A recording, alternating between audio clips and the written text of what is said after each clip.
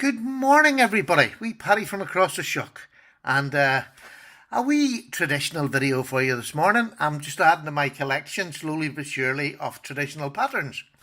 I've got a cheap one this time.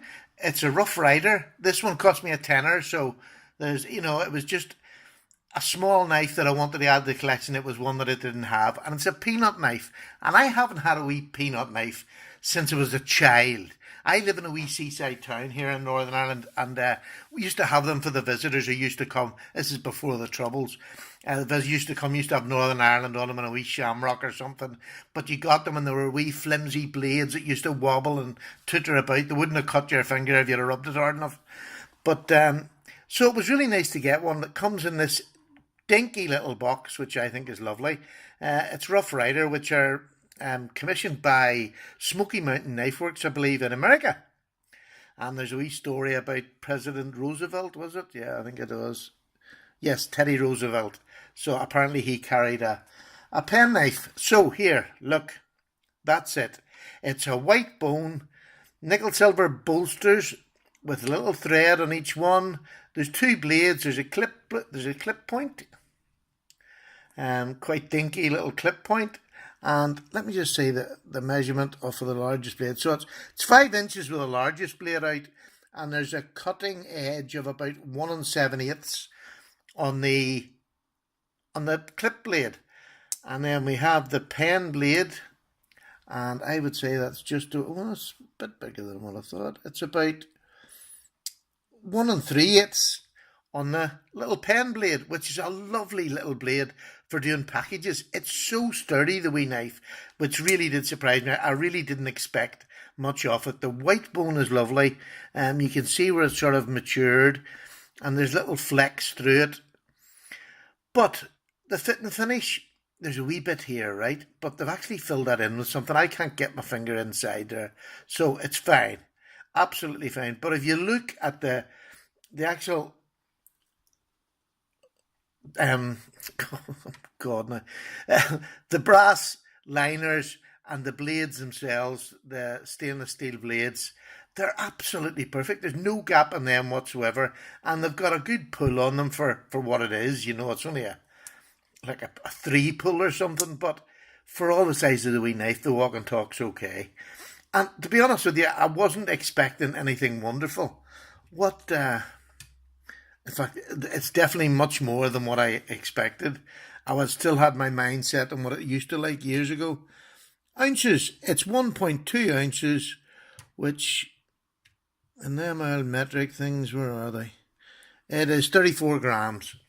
So, 34 grams and 5 inches with the longest blade out. It's nice. What did I want it for? I wanted it for the fifth pocket of my jeans. I wanted it so that if I'm out, I can take this out, it'll frighten nobody. I can cut a bit of string with it, I can cut a bit of tape with it, I can open a box with it. That little small pen blade, brilliant for opening boxes. As I'm sure the main one is, but just a wee small one is a real sturdy wee small knife. There's not much bend in it. But look, I've done nothing but strop this. I give it a wee quick strop, and I'm cutting behind the camera. There's telephone paper. Do you know what I mean? So, hate cutting behind the camera. So it cuts telephone paper. It's not gliding razor sharp through them. I'll probably give it a sharpen later on. I'll stick it on my wee ceramic and give it a bit of a sharpen. But to me, it's just exactly what I wanted. And it's not very often you get exactly what you wanted. It's not what I expected, but it's exactly what I wanted. And I just want to give you a little bit of a size comparison. There's my 78, and there's the wee peanut. So she's a tiny, tiny little knife. In the fifth pocket, I can fit my lighter, I can fit the Zippo in on top of it, to be honest with you. It goes sideways across my fifth pocket, so that'll give you a better idea. So there's my 78, and here's another well-known little small knife. There we go, the Para 2. Which one would scare you? So, you know what I mean? If I'm carrying this, I take that out every time. It's a lovely little knife. And it's just building my collection up because I thought, well, I'll buy this to see whether I want to spend the money on a case or I don't. At the moment, I don't need to. That'll do the job. Absolutely fine for what I wanted to do. It doesn't have to be. I've got a good sharp knife with me anyway. But this is all right. It's all right. And it'll sharpen quickly because it's only 440. 440 razor sharp, as they call it. So it's 440A. So there you go. There's not much more to say about it. A lovely little knife. What I am going to show you though is a lovely little brand new wedding ring that I got. You'll see the P there for Paddy and 2 hearts. And the reason that was put on there was this was made for me by a man called Shirley Furby who lives in America. Now, he made me this one and he also made me another one with a little cross on it. A beautiful shaped cross. Let me just get it there. It's just the loveliest shape. I'm not getting great. There we go. You can see that, the loveliest shaped cross. Now, this one fits me absolutely perfectly. This one is a tiny little bit bigger. And I mean only a tiny, it would still fit. But it'll do in the summer when my fingers...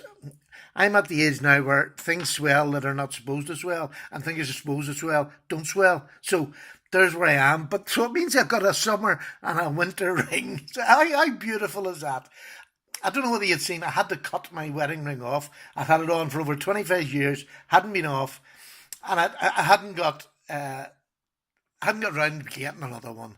I hadn't been able to afford what I wanted. But this man, out of his own back, contacted me through Facebook and said, look, can I make you a ring? And it's another one of those humbling experiences you get on YouTube.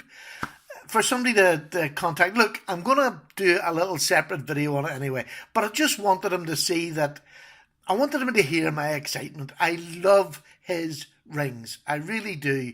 This man's in his early 70s. And he just does this as a hobby and to make a couple of quid. And that's all he does it for. He didn't charge me anything. In fact, he was insistent that he wanted to give me it for free. And the fact that this man went and done something in his own time, you know what I think time is more valuable than money. And for somebody to use their own time to make me something, I am just over the moon. So Shirley, thank you so much. I really, really appreciate it. And we'll do a separate video on the rings in a week or so once I've got it worn and I'm just over it. Oh, my wife loves them, by the way. All right, take care, folks. Sorry to wrap it on there. Take care, cheerio now, and I'll see you shortly. It's cup of tea time. Bye-bye.